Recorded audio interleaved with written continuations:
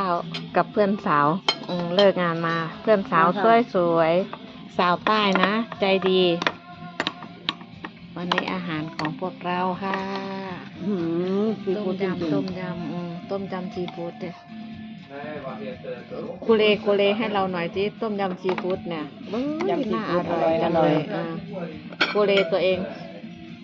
โคเลจ้ะคุเลต้มยำกุ้งค่ะ กุ้งนะตัวเบลอเลย อ่า กุ้งนี่นะไม่ต้องไปกินที่ไหนแล้วกินที่นี่ก็มี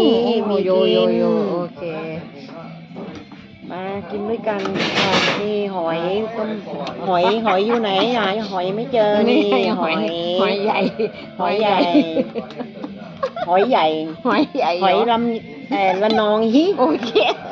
เค ละนองฮิ หอยใหญ่ หอยใหญ่หอยใหญ่สุราษฎร์กินร้อยนี่ Mm.